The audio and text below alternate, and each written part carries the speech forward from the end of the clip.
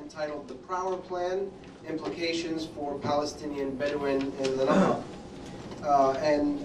As many of you may already know, the Prawer Plan was a plan put forward by the State of Israel as part of a series of policies that target Palestinian citizens of Israel, including specifically a Palestinian Bedouin living in the southern part of the country, in an effort really to move and concentrate this population away from their historic villages and communities to make way for Israeli planning, and effectively amounted to that cleansing of Palestinians in the southern part of the country. And there was a great deal of controversy around this plan, and for the time being it seems as though that plan may be shelved, but of course it may very well be back, and it may come back with a lot of momentum when it does. And so we're very happy to have today an expert on this issue, Dr. Morad Elsana, to discuss this and the implications of it with us. He finished his doctorate degree of juridical studies from the American University, Washington College of Law. And prior to his doctorate studies from 2001 to 2009, Elsana served as a lawyer and director for Adala, which many of you may be familiar with, the legal center of Arab and minority rights at the Naqab office. He's also worked as a legal advisor for Genesis Community Advocacy Organization in Bir Saba, and as a pro bono legal advisor for the Regional Council for Unrecognized Villages in the Naqab as well. So it's a pleasure to welcome Morad here, and at this point we'll turn our attention to him for the presentation. Thank you.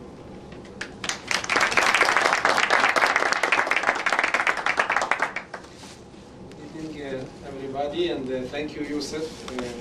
I would like to thank the Bedouin Center today for the opportunity to let us talk about this important issue for about the Prawer Plan. And really, it's important for us not only to keep the matter as for our presentation as only informative presentation, but we would like to have you raise your voices and say your words and be ambassadors for all the Palestinian issues here in America, and to be vocal and to talk about the issues that the Palestinians in general and the Bedouins in the Negev facing today.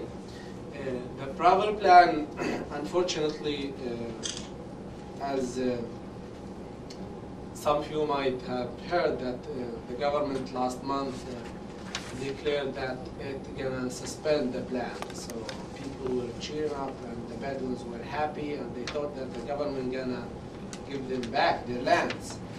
But as we know that the Israeli government never give up taking Palestinian land. Okay, so it is one of the issues that, as we know, built into the colonial system. And Israel as a state that has been established under this system can never give back the Bedouin their land as part of the Palestinian land. Okay. Today I'm gonna talk a little bit about the Prawer Plan. I'm gonna talk a little bit about the plan. What is the plan, and what it does for the Bedouin themselves, and then why this plan is important. And at the last part, we'll see how the plan affects the Bedouins, and what's the results of the plan in the Bedouins in the Negev. So we're talking about the Bedouins in the Negev near Beersheba as part of the Arab Palestinians in Israel. Okay, I want to make this clear because many have heard about the Bedouins, and during the 60 years of the State of Israel, they tried to disconnect the Bedouins from the Palestinian people in Israel, and they tried to make the Bedouin as a nationality by itself, which is totally wrong. Okay, so I want to make it sure if I say the Bedouins without mentioning the Palestinians, that doesn't mean that they are different. Okay, and so the Bedouins usually hate the government. They don't like the state. Not only the Israeli government, the Israeli state, but they didn't like the British. They didn't like the Ottomans. They didn't like governments at all. They want to live their life, their freedom in the desert, and they tell the governments, don't come to us, we don't want to deal with you, just leave us, don't give us anything, just don't take what we have. So usually they do not protest and demonstrate against the government actions or the government policies. So we don't hear a lot about the Bedouins in the media. But in the recent year, or in the recent months, we started to see more presence for the Bedouins in the national and the international media, which was unusual. People start to see Bedouins never go out to protest against things, but this time they went out protesting very hard against these things, against the Prawer Plan, which tried to deliver the message that we are reaching our red lines here. We cannot go back anymore. So we have seen pictures like this one that you can see. When I saw it the first time, I said to myself, it must be something wrong with the newspaper. They might took this picture from the West Bank, from the occupied territories or some other place, but that wasn't wrong. We can see that the Bedouins starting a massive demonstrations against the government, asking to suspend the Prawer Plan. And here they went, many of them also were arrested during these demonstrations and put in jail and stayed for a long time, and that couldn't stop them from going out. So back to the a little bit geographical location. We're talking about the Bedouins next to Beersheba, okay? And you can't see Bedouins around Beersheba, right? You see only Beersheba. There is no villages, there is no, even one of the big city which is called Rahat, you can't see here in the Israeli maps, which is normal, okay? Because what Israel tried to do for the Bedouins for 60 years, it's tried to make them as invisible people. So the Bedouins do not appear in the official maps. There is no maps that show that the Bedouin villages. Some of the maps today start to show some of the new cities and some of the new villages. But traditionally, Bedouins do not appear in the state official maps. So you can see them here too. And also Bedouin do not appear in the national census of the state. So if you go to the national census in Israel, you will see the numbers of the Jewish cities, the Jewish towns, and some of the recognized villages. But all the Bedouins in the unrecognized villages do not appear in the census. You will not find, for instance, a village like Amakira, a village like a village like Sayyid, a village like Qasr al-Sir. All these villages do not appear in these places, like that they do not exist. Which bring us to another issue, which is the address of these people. So these people, their IDs, they don't have addresses.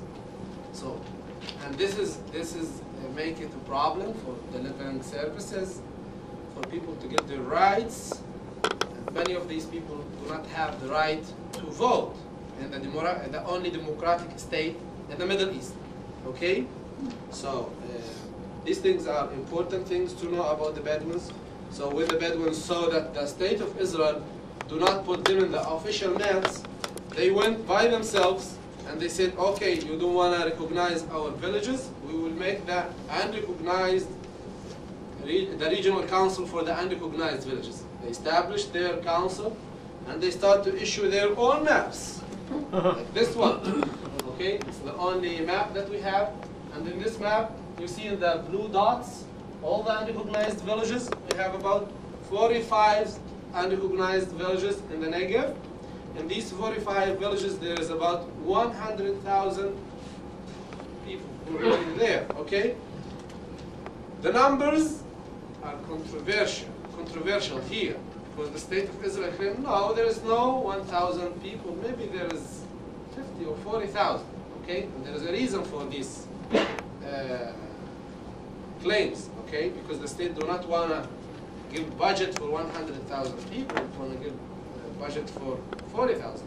The state do not want to show that this is a big issue, the state want to show it that it's a smaller one. And the main reason is the state trying to diminish and reduce the number of the Bedouin living in the unrecognized villages while increase the number of the Bedouin who are living in the recognized one. Why is that? Because the state want to show that, look, we are settling the Bedouins in the recognized villages. The majority choose to go to the recognized villages because they are satisfied, they like it. And only a small number of them stay in the unrecognized villages, okay? So, what is the Prawer Plan exactly? Okay?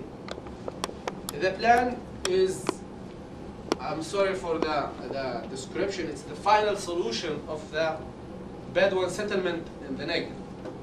Okay, through this plan, the government wants to evict the population of about 40 villages, about 30 to 40,000 people in the unrecognized villages, to move them to the recognized villages. What this means? This means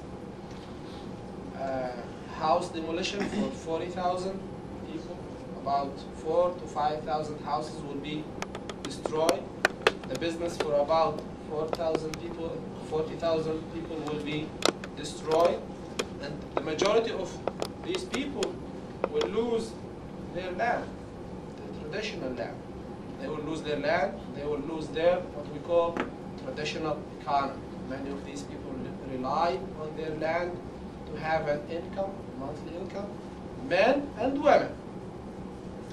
And this means, so the main issues here are a massive wave of house demolition, massive wave of eviction, forced eviction, and the destruction of the traditional economy for these people. Recently, we started to hear that many start to say that it's not bad to settle the Bedouins in the modern villages.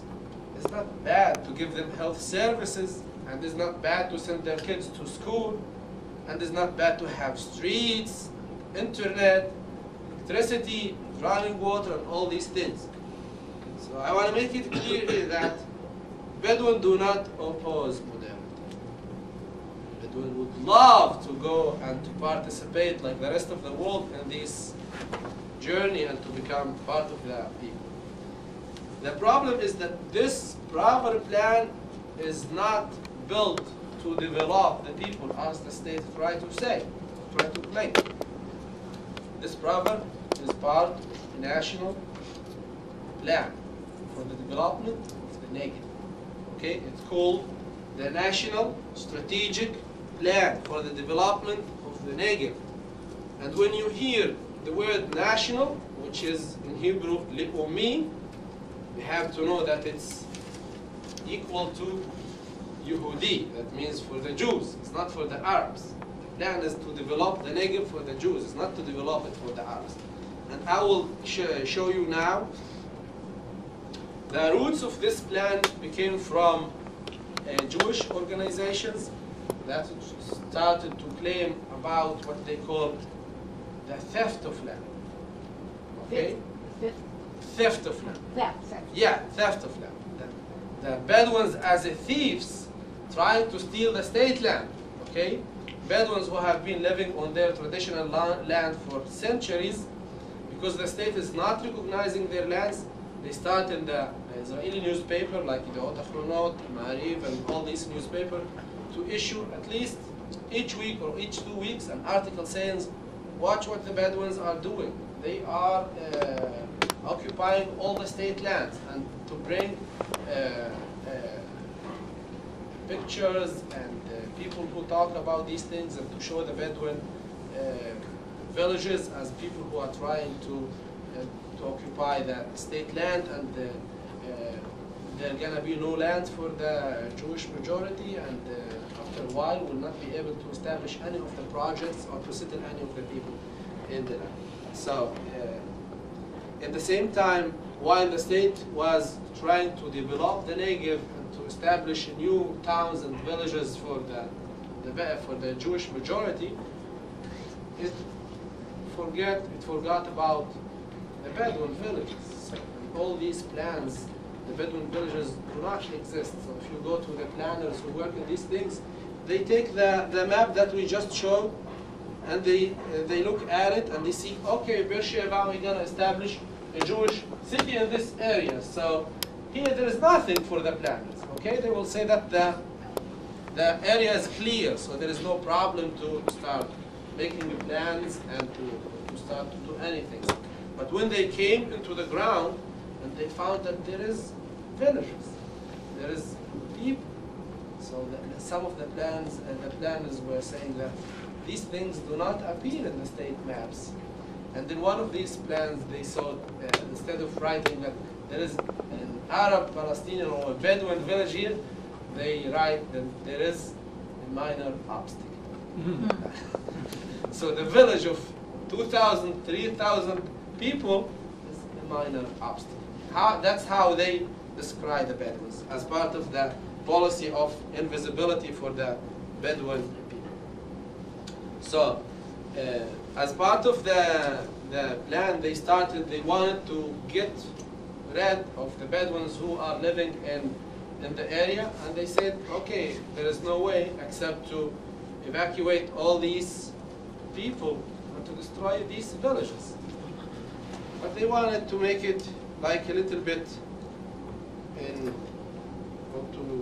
present it, to make it look like it's a human act. It's not a violent act. At the end, these are part of the state citizens. Okay, these are not Palestinians in the occupied territories that to send the army to deal with them. These are state citizens with Israeli IDs, with Israeli passports, with full rights, with access to the system, the political system, to the Knesset, to the parliament, to the courts in Israel, and to the Supreme Court.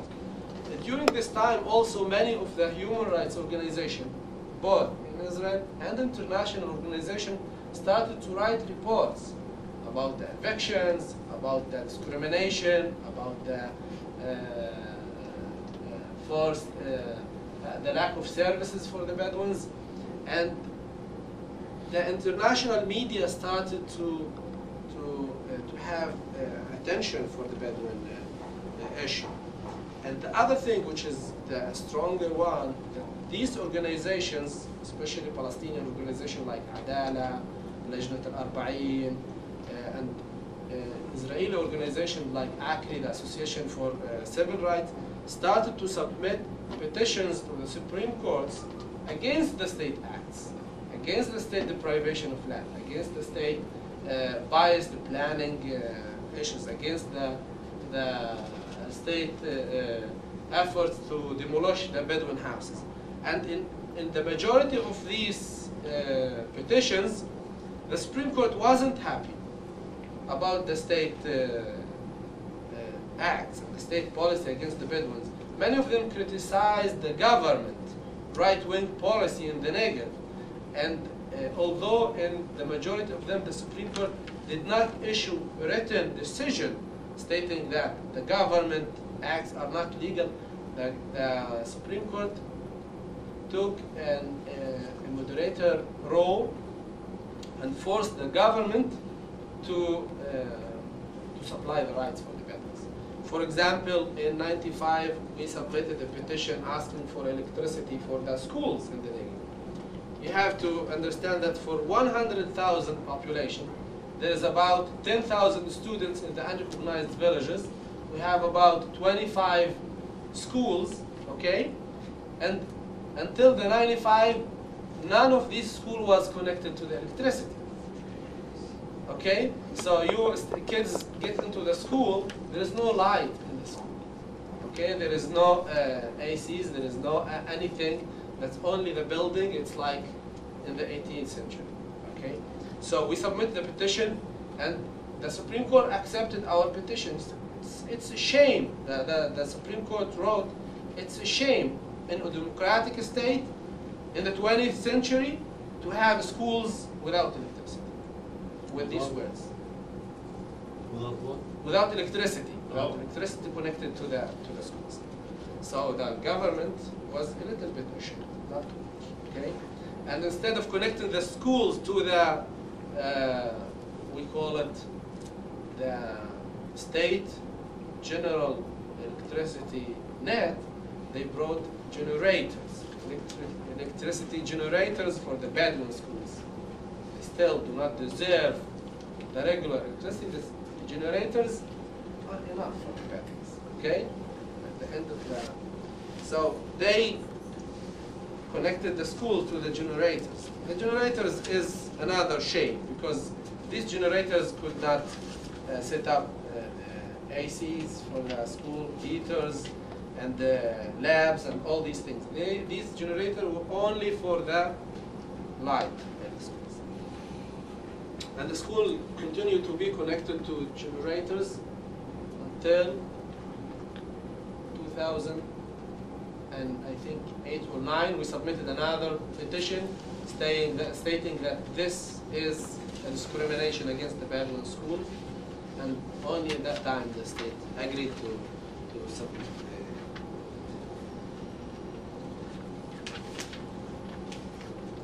Okay, back to the story of the Prawer Plan, which, as I said, is part of the National Strategic Development Plan for the Negev. They call it the Negev 2015, okay? And as part of that plan, in 2007, the state established what we call the Goldberg Committee. The state wanted another plan as part of the Negev plan, another plan specifically for the Bedouins, okay? To want to deal with the Bedouin issue, okay? So it's established the Goldberg Committee. At the beginning, when they established it, it was a set of 7 members. None of them was Bedouin. None of the committee that dealing with the Bedouin issue was Bedouin. Only after we sent several letters and we protest against this act, the state agreed to add another 2 members that were Bedouins. Unfortunately, none of these 2 Bedouins were from the line that support the Bedouin rights. They were not from the Bedouins who work in the NGOs. They were not from the Bedouins who considered to be in the Bedouin leadership that support for their rights. Both of them are affiliated with Jewish Zionist political parties, and they got into this group. So, I don't want to say a lot about this, because this makes trouble between the Bedouin themselves if you say about somebody that he is not enough. In 2009, the Goldberg issue, oh, by the way, the majority of the Bedouin boycott the Goldberg Committee because of these things. They say that the committee do not represent the Bedouins and do not represent the Bedouin interests. And we do not see any hope that this committee is going to issue a report or recommendations to recognize the Bedouin rights. When we talk about the Bedouin rights, there are 2 or 3 major things. The first one is their land rights, the traditional land rights, and the second one is the recognition of their villages, the unrecognized villages, and the third one is the services for the unrecognized villages. So 3 things that the Bedouin were asking the state to recognize and to supply for this. In 2009, the Goldberg Committee issued a report, and the state established another committee to give the state another recommendation on how to apply these recommendations. That is the Prawer Committee. Okay, it was headed by Ehud Prawer, and look who is Ehud Prawer here. It's very important. He is a deputy chairman of the National Security Council. Okay, so the Bedouin issues belong to the National Security Council. They are not belonging to the Ministry of Infrastructure. They are not belonging to the Ministry of Education. It is a part of the issue of the national security in the state. That's how the state of Israel look at the Bedouin issue, and that's why it is a problem also that these people can deal with the Bedouin issue. Okay. The Prawer Plan or the Prawer Committee started to issue recommendations, and then they established what we see and they call today the Prawer Plan. Sir, so National Security Council is of the Israeli government, and does that mean they look at the Negev as a security issue? Right. Okay. Exactly. So this is of Israel's government, National Yes. Security. Yeah, it's everything here is for the Israeli government. Okay. And then we saw the birth of what we know the Prawer Plan. Okay. And here it's interesting also to see what's the government asked this plan to do or to issue recommendation about three issues: land settlement, planning of towns for the Bedouins, and enforcement of the law regarding Bedouin illegal constructions. Constructions, that means houses and businesses for the Bedouins. Okay. It's very interesting to look what does it mean that enforcement of the law regarding the Bedouin illegal construction. This means that they want the committee to issue a recommendation how to demolish and to get rid of the Bedouin houses. They want to evict these 40,000 people. How they want to demolish or get rid of their houses. That's what they mean by the enforcement of the law. Okay, in a good words. Okay, so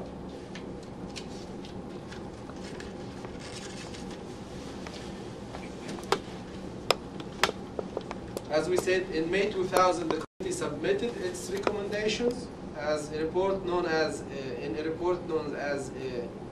Prawer report. The report states that the goal of the plan is to bring better integration for the Bedouin society and to reduce economic, social gaps between the Bedouin population and the Negev society. It's very good statement, okay? All the Bedouin pray for a better integration and the reduction of the economic and the social gaps between the Jewish and the Bedouins. But the truth is not like this, okay? The Bedouin do not oppose these things to bring a better integration for themselves or a reduction of the gaps. The Bedouin have been practicing a different story under good names for a long time. So Bedouin have been deprived of the right to the basic things, very, very basic things like the right to the water, okay? They don't have water. Imagine you have 100,000 population that they don't have running water in their cells. It's not water for the use. There is no water for drinking in the villages. Okay, they have been submitting petitions to the courts, to the government, to the parliament, and they reach even the Supreme Court. And the Supreme Court itself in Israel denied the Bedouin the right to water. Okay, we're not talking about internet. We're not talking about universities. We're not talking about economical facilities. Okay, it's water. So Bedouins still using their traditional wells that fill up each year from the rainwater and using these things like before 100 years. Okay. Unfortunately, part of this policy was used against the Bedouin as a punishment for these people who continue to live in the unrecognized villages. For those who agreed to the state settlements and they agreed to move to the recognized villages, they got their water even though their villages were not recognized. Those who still steadfast in their land and they are opposing the state plans to evict them in order to confiscate their lands, these people still have to drink from that dirty water. Okay? The other issue is the electricity, as we said. All the Bedouin villages do not have electricity. Okay? As we said, the schools until the 95 they didn't have, but the Supreme Court ordered to give them electricity, but the villages continue to be not connected to the electricity. They have to use generators, they have to use solar energy and all these issues. In one of the cases we submitted to the Supreme Court, there was a girl named Ines. She was 7 years old with cancer. The doctors recommended that the girl should stay under special medical machines and treatments that need electricity. We took the case to the Supreme Court hoping to have her house connected to the electricity. The case reached the Supreme Court and was denied. The Supreme Court said if she wants electricity, she should move to the city where the electricity exists. Okay? At the same time, if you go to the kibbutz, which is only 2 kilometers, less than 1 mile, far from her village, which is Hura, not in the kibbutz itself, but in the, there is the kibbutz, and the kibbutz is an agricultural place, and there is the agricultural facilities, like we call it the stable for the horses and for the cows. These facilities are connected to the electricity.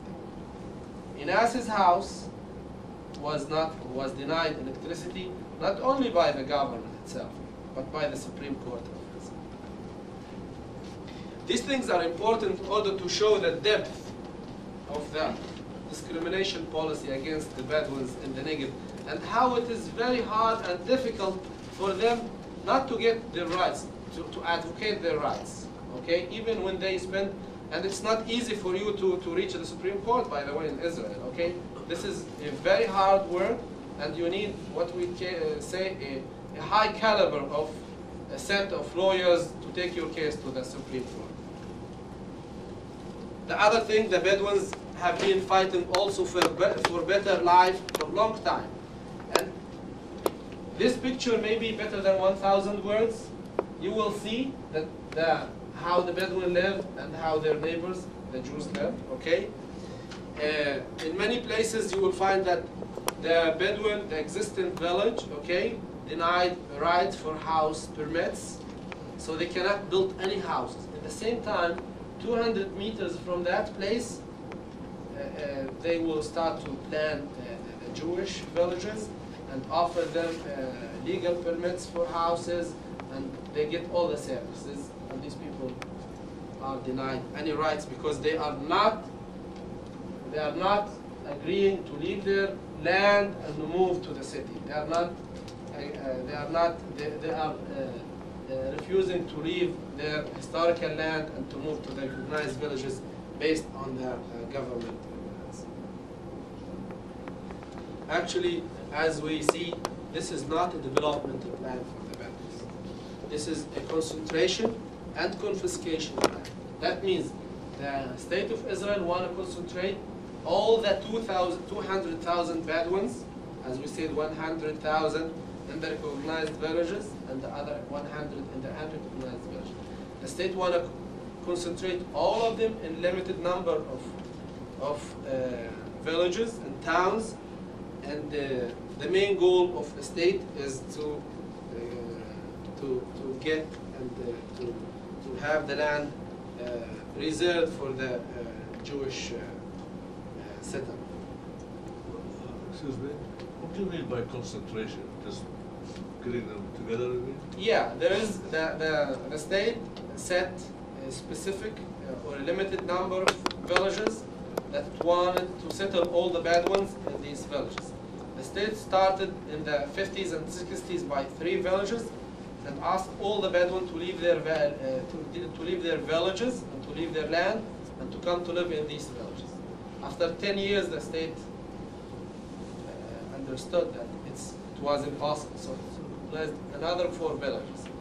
And there is, until the 92, there were only 7 villages, and if you want to get a house, if you want to live, to get the electricity, and the running water and to get schools for your kids, you have to move to one of these 7 villages.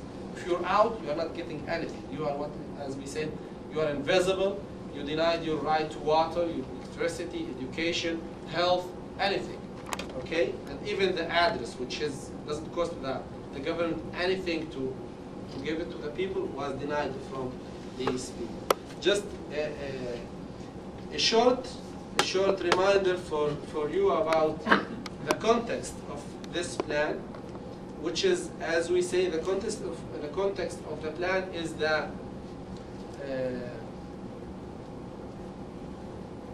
general context of the Arab-Palestinian or the Palestinian-Israeli struggle in the land of Palestine.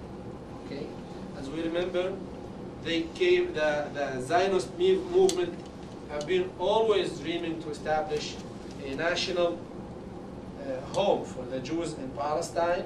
And the beginning, they started by buying some of the lands from the Palestinians, and after the establishment of the state, they didn't need, the Zionist movement believed that the land was essential element for the establishment of the state. That's before the establishment of the State of Israel. After the establishment of the State of Israel, this ideology or this thinking continued to be not the thinking of the Zionist movement, but now it started to be the thinking of the State of Israel. Continue to think that the land should be reserved for the Jewish settlement. Jewish continue to come from Europe, from Russia, from all the places, and the state wanted to settle them in these lands and to deprive the only land available is the Palestinian land. So that's why the state started to change the laws in the state, laws that didn't go good with the state policy were changed, and the state started to enact new laws that enabled the state to confiscate these lands. Not only the legislative start this effort, but also when the Palestinians started to take their cases against their land confiscation to the Supreme Court or to the general courts in Israel, to any court, they found that the courts adopted the same thinking and enabled the same acts to happen against their land. As a good reminder here to the example of the absentee law is a very good example. The state enacted in the 50s a law that stated that every Palestinian who was not present on his land between the 49 and the 52, his land was confiscated. In this way, about 90% of the Palestinian land was started to be as a state land, and the land acquisition law was another law. These laws enabled the eviction of the Arabs and the confiscation of their lands to the state of Israel. As I said, even the judicial system played an additional role in Arab land disposition. So courts subjugated the legal policy and the interpretation of the law for further Arab disposition, and is a good example about the injustice in Israeli courts when it comes to land issue is the Bedouin case. The Bedouins historically owned, before the establishment of the state, they owned about 11 million dunams in the Naqab. 11 million dunams. After the establishment of the state, 90% of the Bedouins were evicted out of the state. The majority of them left to Jordan or to the West Bank or to Gaza Strip, and only 10% of them remained. About 11 or 10,000 Bedouin remained in the Naqab. These 10,000 submitted claims for their lands on 1.5 million dunams. About 500,000 dunams were confiscated for military reasons. And the 1 million, the remaining 1 million, they submitted about think it's 300, it's not 3,000. Okay, 322 claims. From these 322 claims, no one claim was successful in the Israeli courts. No one claim. All of them were denied. Okay, and this tells you how they deal with land issues. Sir, was there any offer of compensation for the land as an encouragement to get them to move? Yes, there is offers of compensation, but these are unjust. That means if your land worth $100,000, they will give you only $1,000. And keep it or leave it, okay? It's not that if you don't want it, you keep your land.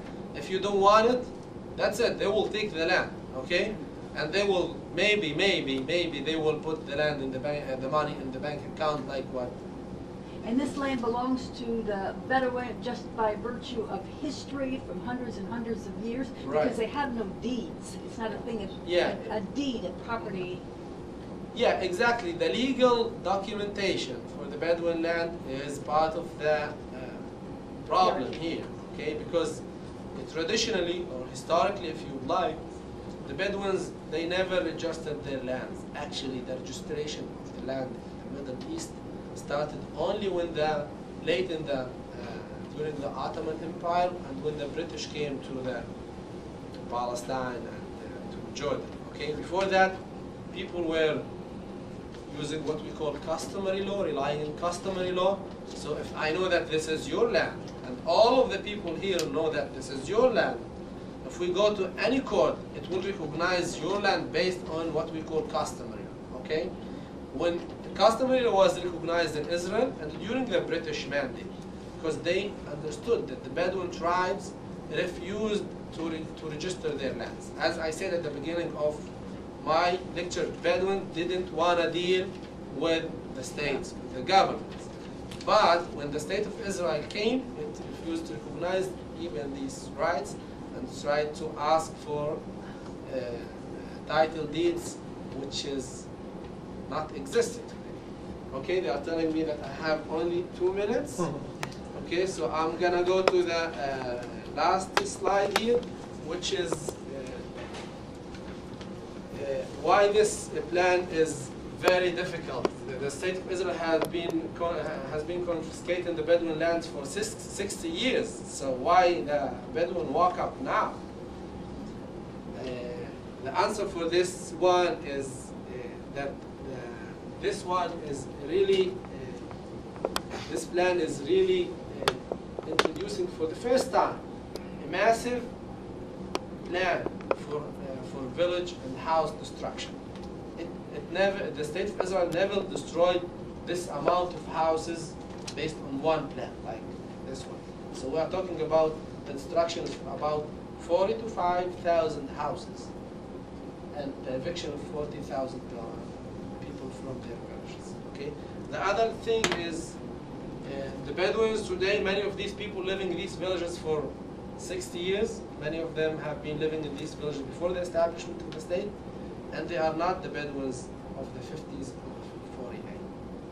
The youth today are insisting on confronting the police and enforcement authorities, and they are rejecting leaving their villages. So this kind of personality, the development in the personality of the people and the change between the generation make this plan very dangerous for the state of Israel and for the Bedouins, and as we have seen recently, a lot of confrontation gonna be, and it might bring to a really serious conflict between the Bedouin and the state of Israel.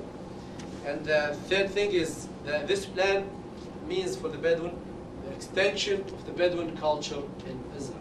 That means if all the Bedouins move their traditional life, leave their traditional life, leave their traditional way of life, and move to the modern villages, there will be no Bedouin life in the Negev in Israel.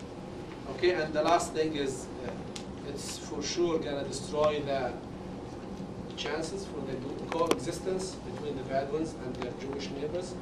which has been one of the assets for the Bedouin for the Israel for a long time, and we don't want that to happen.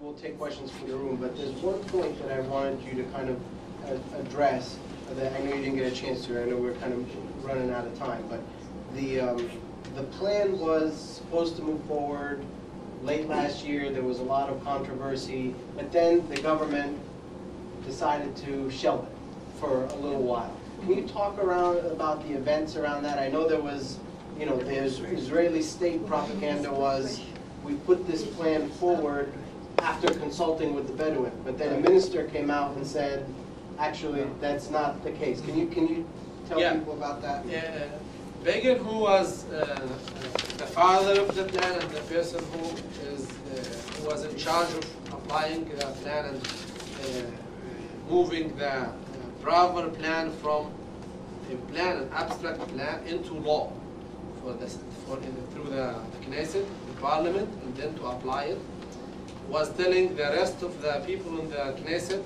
that he was he has consulted the Bedouins, and the Bedouins, the majority of them, do not oppose the plan. They love it, okay? And after that pressure, and after they saw these demonstrations, and the Bedouins went out on the streets, and the support of many of demonstration, by the way, in the West Bank, in Gaza, in many of the Arab states, for the first time in Kuwait, we saw a demonstration in support of the Bedouin land, okay, and in Lebanon, in Lebanon, Beirut, in Cairo, in Washington, D.C., in many of the, they made a project called 100 demonstration in 100 cities in the world, and they got so many support from the world.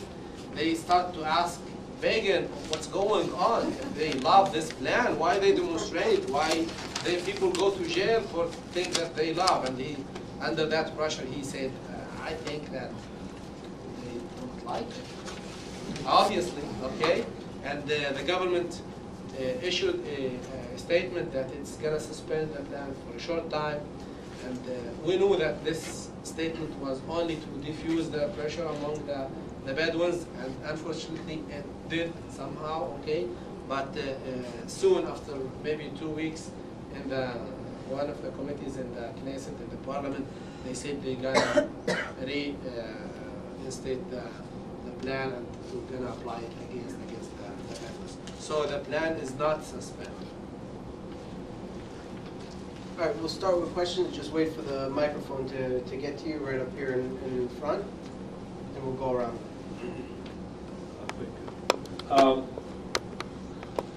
I want to know more about the Bedouins. I mean, there are 100,000, you said. Do they live in a certain area? Is it registered in their name? Do they have schools?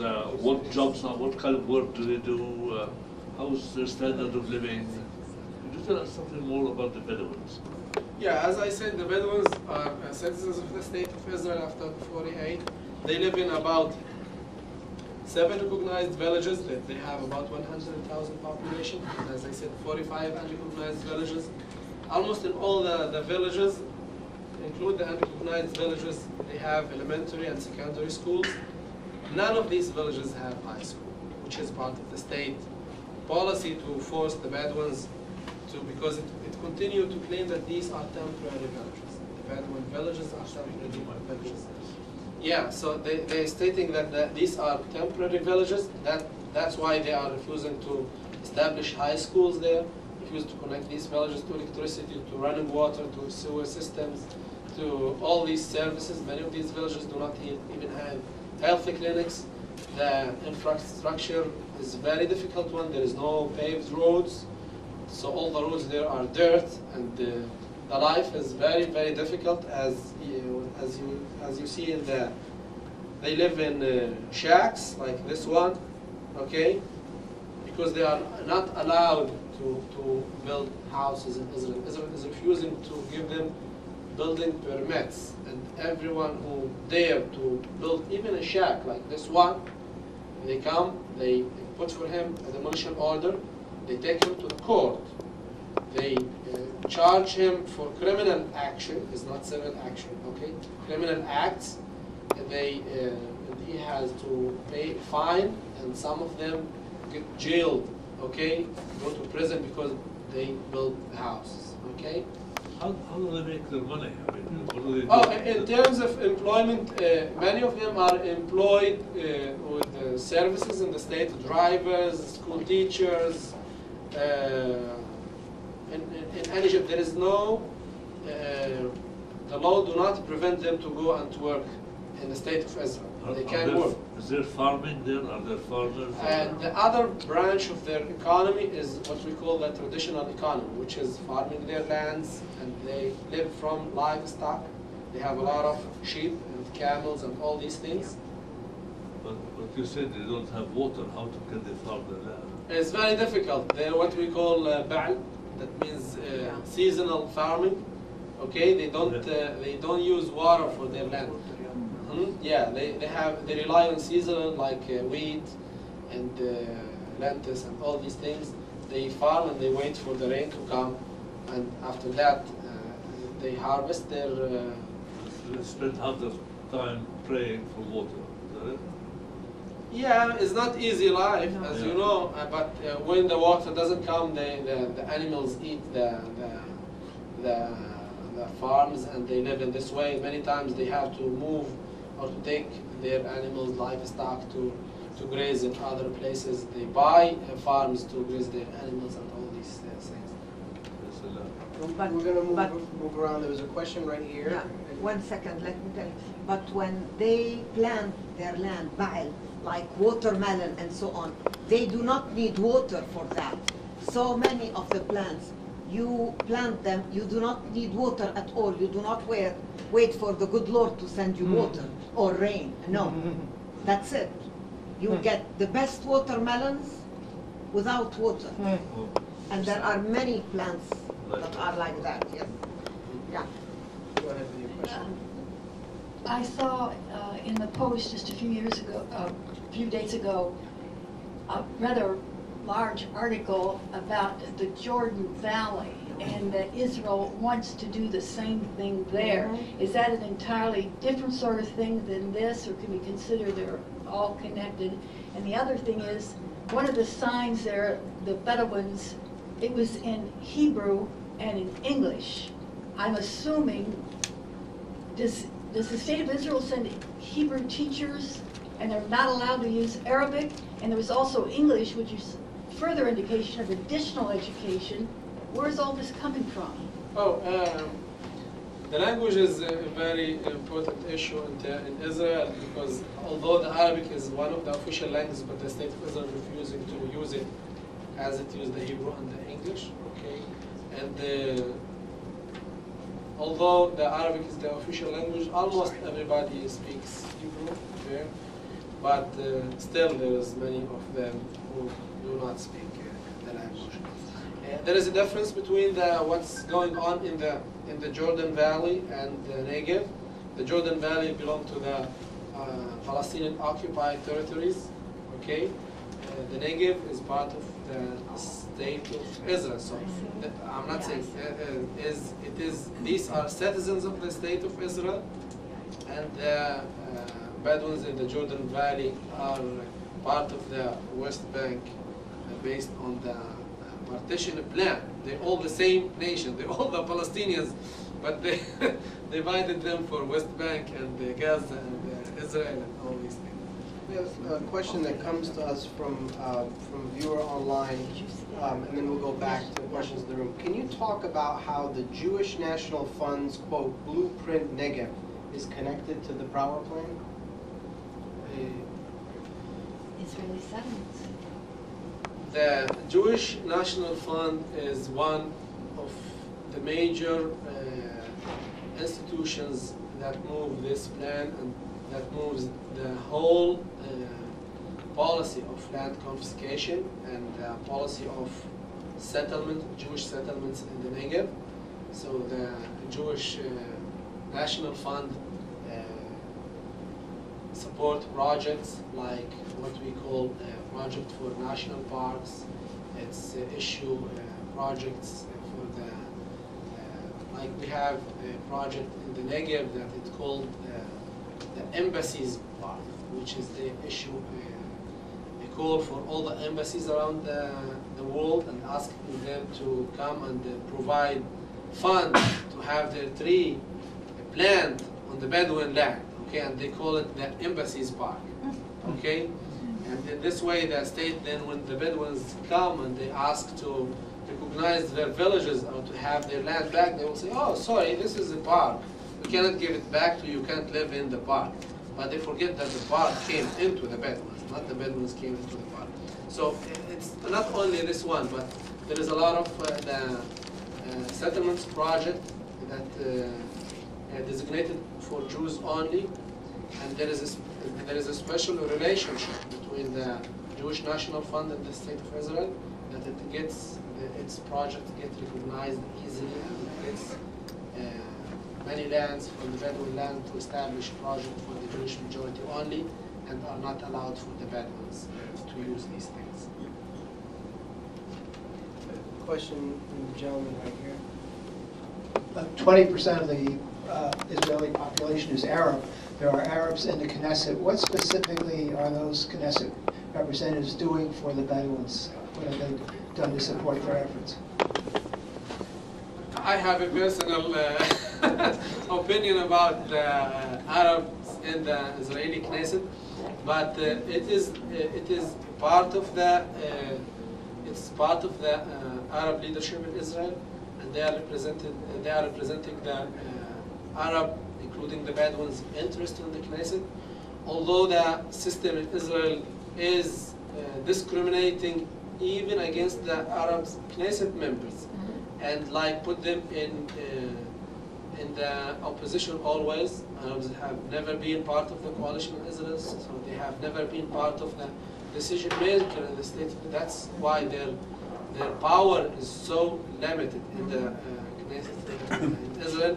But these are part of the Arab leadership, and these guys fight for the Arab rights, for the limits, and for the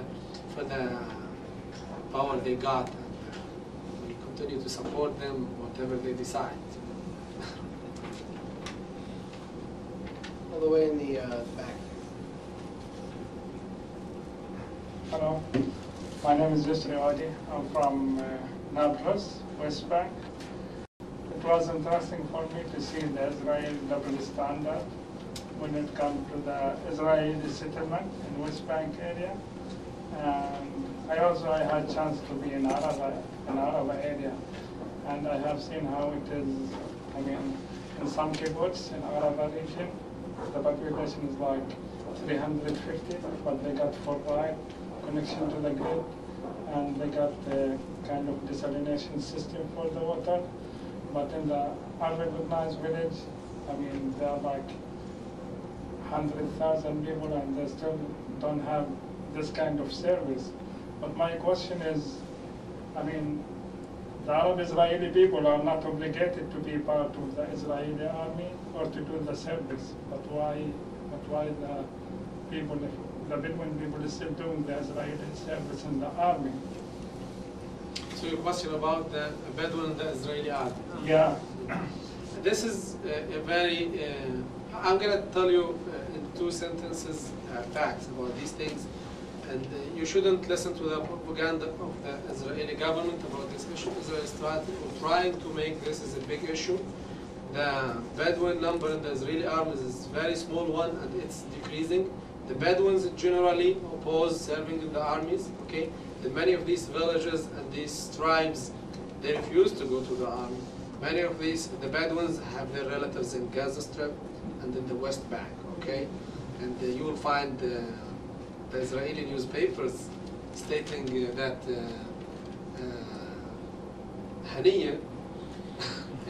Haniya's sister is living in Tel Sheva, married with the Bedouin. So it's the same nation, and they are just trying to show that there is so many.